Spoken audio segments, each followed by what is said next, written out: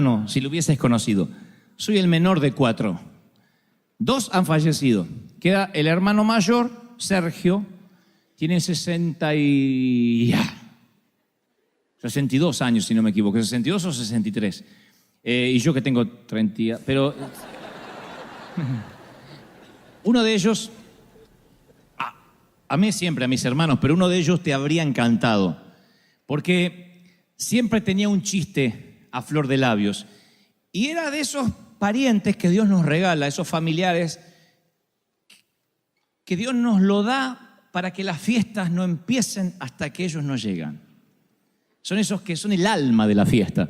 Él podía hacerse amigos de cualquiera, tenía un carisma que supongo que había heredado de mamá, de la vieja que siempre fue artista, y él creo que tenía ese alma de artista.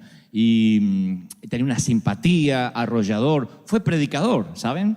Y uno de los buenos, un gran pastor. Fue un predicador, un pastor, un hombre de Dios.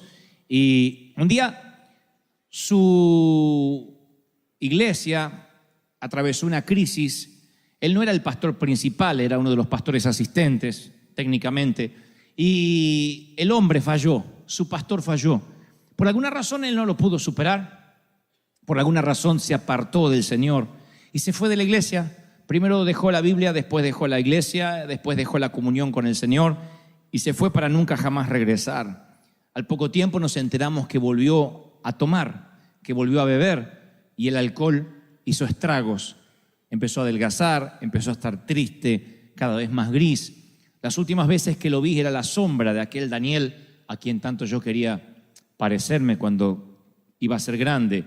Y en el año 2013, 2 años atrás, promediando mayo, mi hermano mayor me llama y me da la noticia de que había tenido un infarto irreversible, obviamente un infarto masivo, y había fallecido en la ambulancia mientras que los paramédicos intentaban darle oxígeno, respiración. Daniel Marcelo Gebel, le dediqué el más reciente de los libros. Y yo he tratado de imaginarme los minutos finales de mi hermano viajando a alta velocidad por una ruta oscura en Buenos Aires, en una ambulancia, en una madrugada, con médicos dándole oxígeno. Y me preguntaré por siempre, o no sé si por siempre, sino hasta que esté allí en la eternidad, me preguntaré si tuvo esos minutos que él alegaba que iba a tener. Porque toda la familia, el resto que seguimos siendo cristianos, le decíamos: Daniel, ¿qué tal si tienes un accidente? ¿Qué tal si pierdes la vida? Tú has predicado, no te tengo que contar el mensaje de salvación. Y él decía: no, yo sé la verdad y sé que estoy haciendo las cosas mal. Sé que estoy fuera de Dios. Sé que mi vida no está correcta, pero estoy seguro que Dios me va a dar unos últimos minutos para arrepentirme. Y yo le decía: ¿y qué si no te da esos minutos? Dios me lo va a dar, tranquilo, Dante. ¿Qué si no te lo da? No, Dios me lo va a dar. Así que se imaginan que lo primero que pensé es si tuvo esos minutos antes de morir. Me lo imaginé a Daniel con la última imagen que se llevaría de su paso fugaz por esta tierra, que era el techo de una ambulancia y unos cuantos desconocidos sobre él intentándole dar oxígeno. Y tal vez tu corazón no esté dando su último latido, pero sí hoy llegaste a este servicio con tus últimos ahorros, la última solución, la última pizca de café, el último crédito, la última oportunidad, el último análisis. Siempre llegamos a lo último de algo, la última onza de paciencia. Tenemos temor a que nos demanden, temor a terminar últimos, temor a perder los ahorros. Ese bulto en el pecho o en el antebrazo nos produce cierta preocupación. Ese lunar no nos gusta nada. Ese tipo que se mudó en la cuadra no nos da tranquilidad. Y entonces empezamos a tener miedo, empezamos a tener temor. Y decimos: ¿qué tal si se me agota lo último que tengo? Nos llenamos de ansiedad. El miedo te encierra en una prisión y no puedes salir nunca más. Eso es lo que logra el miedo. El miedo nunca logra otra cosa que meterte dentro de una prisión y no te permite salir, ni ser feliz, ni ser libre. Ahora imagínate un día, un solo día, solo un día sin temor, un día sin miedo, sin temor al fracaso, sin temor al rechazo, sin temor a la tragedia. Imagínate un día sin pensar que algo le pasará a tus hijos, que te faltará dinero, que no vas a comer mañana, que podrás pagar el mortgage. Un día sin temor alguno. Tú dices, wow, nunca lo había pensado así, creo que sería muy feliz. Y por eso el Señor preguntó, ¿por qué teméis? ¿Por qué tienes miedo? ¿Por qué tienen miedo? Lanza la pregunta a los muchachos que estaban mojados y empapados en medio de una tormenta. Preguntarle por qué tienen miedo en medio de una tormenta atroz es como que un nadador le pregunte a otro, ¿por qué estás mojado? Porque es lógico que tenga miedo. Se supone que estamos en una tormenta y se supone que tengamos miedo. Los hombres escuchan la pregunta y están muy serios.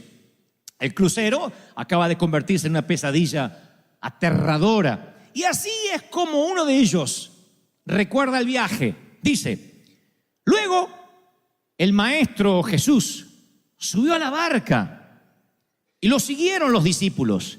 De repente se levantó en el lago una tormenta tan fuerte que las olas inundaban la barca. Mateo 8:23. Escuchen este detalle, no se lo pierdan, por favor. De repente, una gran tormenta se desató en el mar. No todas las tormentas vienen de repente. En la pradera los agricultores ven los cambios de nubes y dicen, me parece que va a llover. Los que saben de tormentas dicen, mi mamá decía, me está doliendo la cadera, va a llover. Nunca supe cómo se conectaba la cadera con el clima, pero no fallaba la vieja. Era un barómetro. Ella decía, me duele la cadera, va a llover. Nunca usamos servicio meteorológico. La gente venía a decirle, Nelly, ¿le duele la cadera? Sí, ¿para cuándo? Para mañana. Y se venía la tormenta. Sin embargo, dice el apóstol, no, que esta tormenta saltó como un león desde el césped, de golpe, agazapada. Y Pedro y Juan luchan, son pescadores. Y el oficio les hace hacer que traten de mantener la vela lo más abajo posible. Mateo es recaudador de impuestos. Mateo trabaja en el IRS. Sabe tanto de velas, barcos y tormentas como yo de japonés, mandarín e inglés. Así que Mateo, el único esfuerzo que hace es por no vomitar o vomitar lo menos posible. La Biblia no dice que haya vomitado. Y él hubiese preferido relatar la historia de la siguiente forma, decir, y Jesús subió a la barca y entonces un arco iris apareció y vieron una bandada de palomas en formación de cruz. Esa hubiese sido una historia poética del Señor. Sin embargo, dice, el Señor se sube a la barca y se levanta una tormenta tan fuerte que las olas inundaban la barca con el Señor arriba. Esto me enseña una lección, señores. Subirse a la barca con Cristo puede implicar que tengas que mojarte con Él. Y no aprender o no entender este principio o este concepto básico nos causará muchos dolores de cabeza. Yo provengo de una iglesia donde se nos enseñó que si tu vida empezaba a tener tormentas es porque te habías alejado del Señor. A saber, por ejemplo, entrabas a la iglesia, mi mamá entraba con el dolor de cadera, que lo único que hacía es hacer un bien en la comunidad porque estaba haciendo el servicio meteorológico para el barrio, y ella decía, me duele la cadera. El pastor decía, no está bien con el Señor. Algo debe estar haciendo mal, si no tendría por qué estar enferma. Y los seguidores de Jesús se enferman de malaria, entierran a sus hijos, luchan con adicciones, se enfrentan temores. No es la falta de tormenta lo que los distingue, sino que Jesús está en medio de esas tormentas. No es que no van a tener tormenta, porque cuando nos enteramos que un misionero fue ajusticiado, o que perdió uno de sus hijos, o que un cristiano tuvo un accidente, decimos, ay, ¿cómo Dios? Pero eso es lo que no entiendo de Dios, si servía al Señor. La Biblia no dice que estaremos exentos de tormentas, pero sí promete que nada nos puede pasar si Él está en la tormenta. Y ustedes dicen, pero ¿cómo no me puede pasar nada malo si les pasa cosas malas? Pero el Señor vuelve a decir, quiero que entiendas lo siguiente, a lo mejor la tormenta es espantosa, a lo mejor la nube se pone tan negra que dices voy a morir, pero nada va a salirse de mis manos ni de mis planes porque yo estoy al control y yo soy el que invito. ¿Lo creen, sí o no?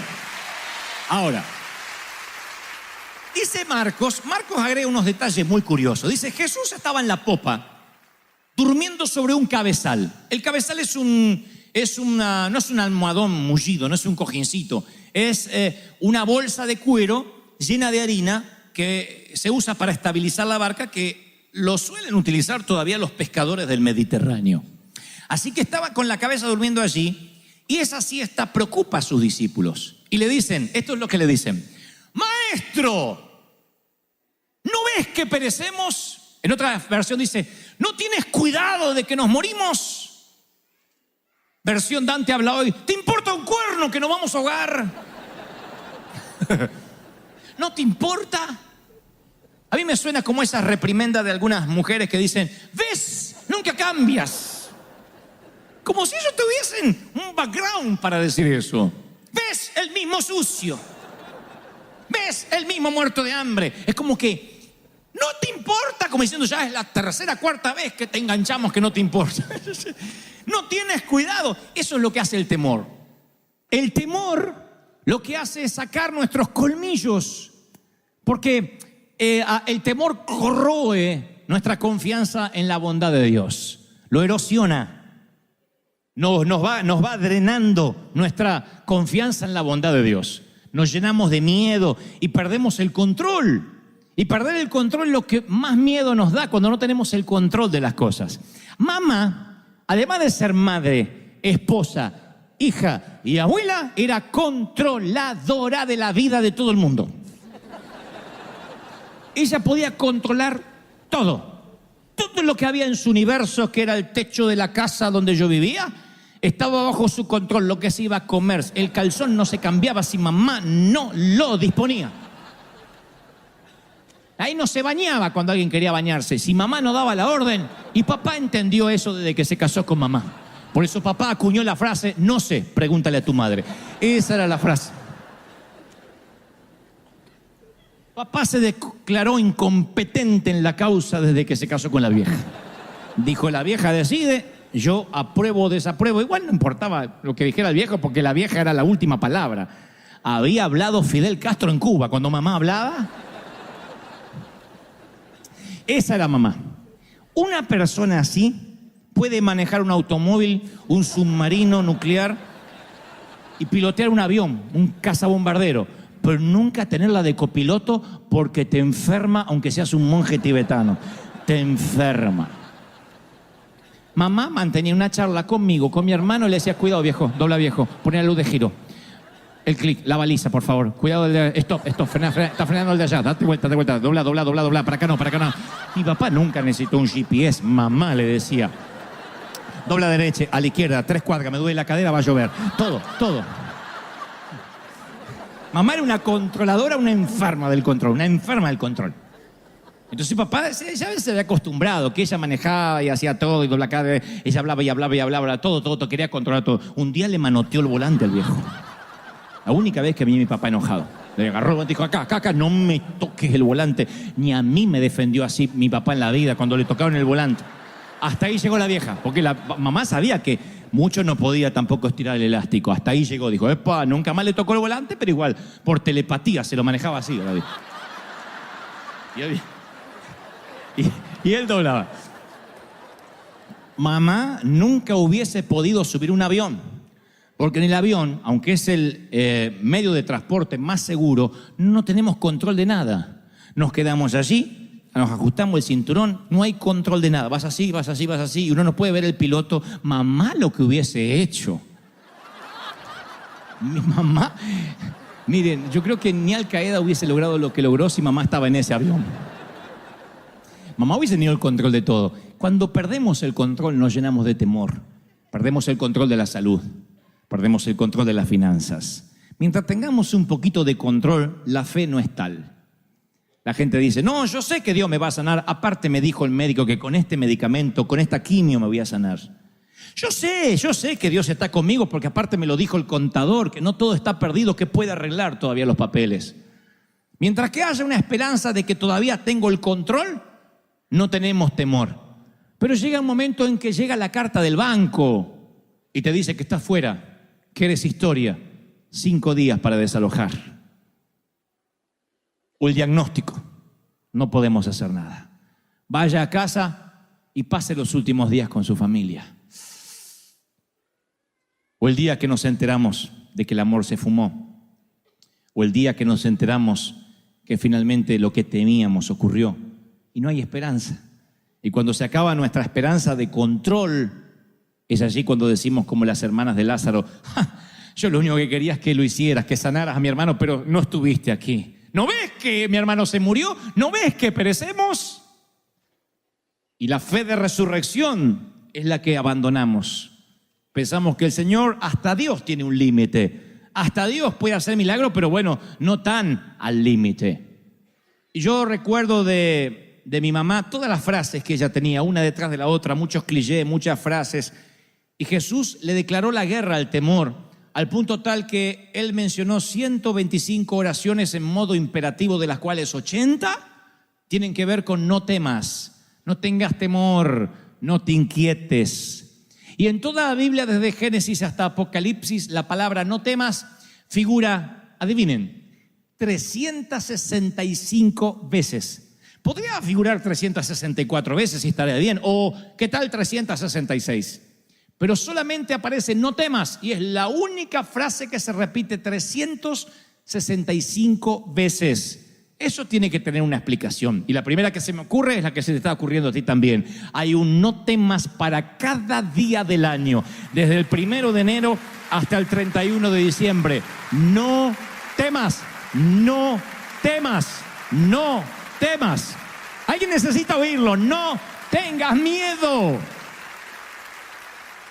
No teman, ustedes valen más que muchos pajaritos, le dice el Señor a un grupo de gente. No teman por lo que habréis de vestir o de comer. Menciona en otro mensaje. Y como si no tuviera otro tema, más adelante dice: no temas, cree solamente. Tened ánimo, soy yo, no temáis. Menciona caminando mientras que se parece un fantasma sobre el agua. No temáis a los que matan el cuerpo. Preocupaos si pudieran quitarte el alma, pero no temas por el cuerpo. Le dice a su grupo íntimo: no temas, manada pequeña, a un anillo más grande, ya es un círculo un poquito más grande, porque vuestro Padre os ha placido daros el reino. No se turbe vuestro corazón ni tenga miedo, le dice un padre desesperado. Luego hay una gran multitud y dice: y oiréis de guerra y de rumores de guerra, mas ustedes no teman, no tengan miedo. Va a ser un milagro. Jesús se le acerca, lo toca y le dije: levantaos. Y los leprosos, que nadie los tocaba, dice: ¡hey! No teman. Cuando el Señor ascendió a los cielos, si pudieras haber hablado con cualquiera de los discípulos, le preguntarías: ¿qué frase repetía una y otra vez? No será levántate, ni serás poderoso, ni los ungiré. Es: no tengas miedo. ¿Por qué tienen miedo? Hombres de poca fe. Yo estoy en la barca, estoy en tu vida. ¿Me veas o no me veas? Y si cuando a la altura de los ojos me tratas de buscar y no estoy, búscame entre los cabezales, quizás esté echando una siesta. Si no estoy en estribor, estaré en la proa, a babor, en algún lado en el barco, pero no me bajo del barco si tú estás arriba. Y más, si yo te invité a navegar, yo no me bajo del barco. No tengas temor.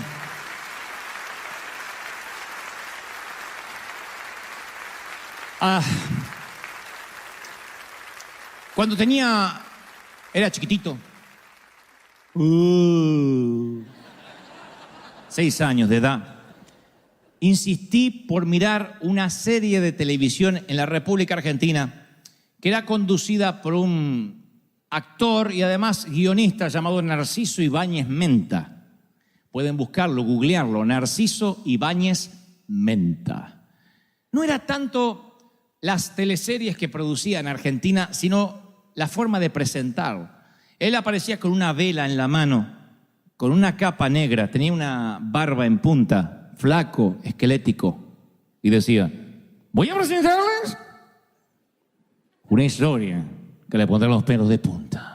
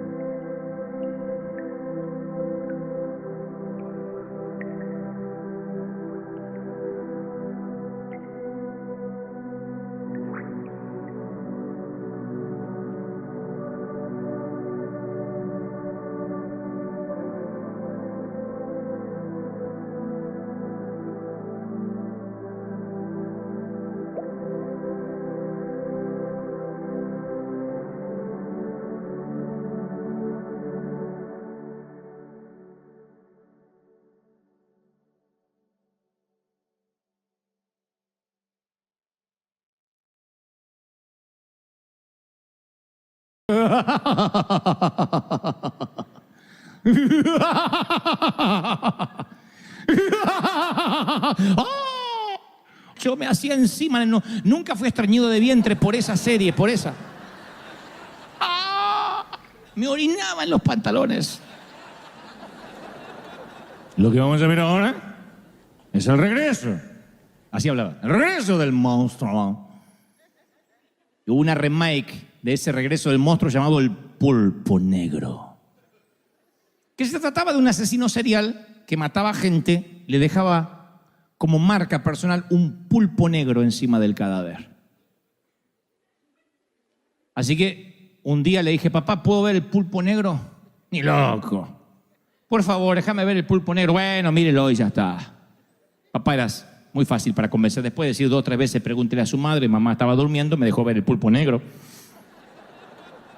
Desde ese día se me abrió un portal a un mundo desconocido.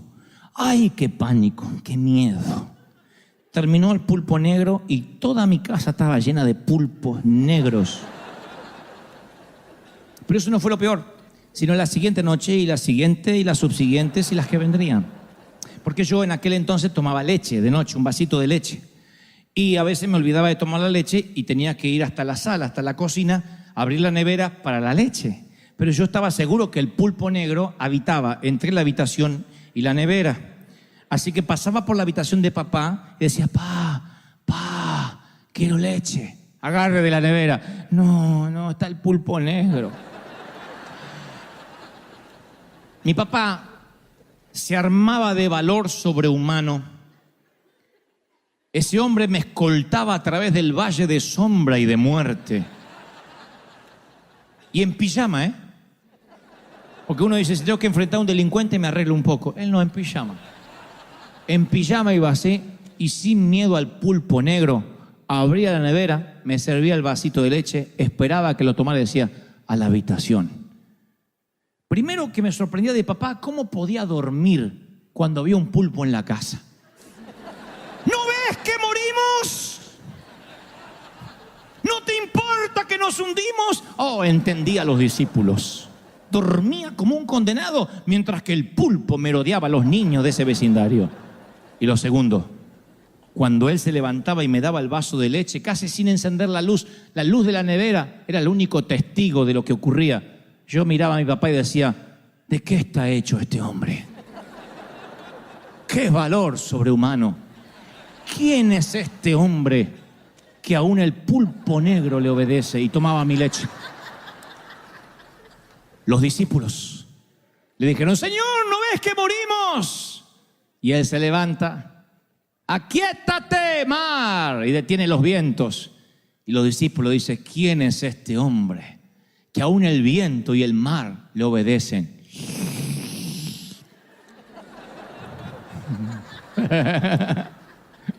¿Entendieron?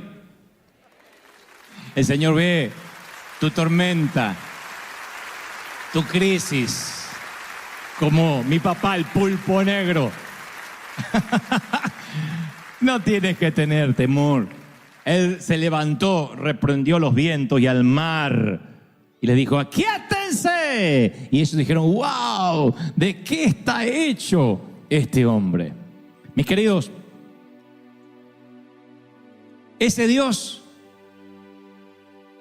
que transformó una tormenta en una cálida tarde primaveral, estoy seguro que le dio una oportunidad a él, Daniel, a nuestro Daniel, a mi hermano. Yo estoy seguro que él lo último que vio fue el techo de la ambulancia. Pero lo próximo que vio inmediatamente fue el brazo del Señor rescatándolo. ¿Por qué lo sé? Porque no importa cuánto dure una tormenta, si el Señor está allí. Y mi propio hermano decía, yo sé en lo que he creído. Sé que estoy haciendo las cosas mal, pero sé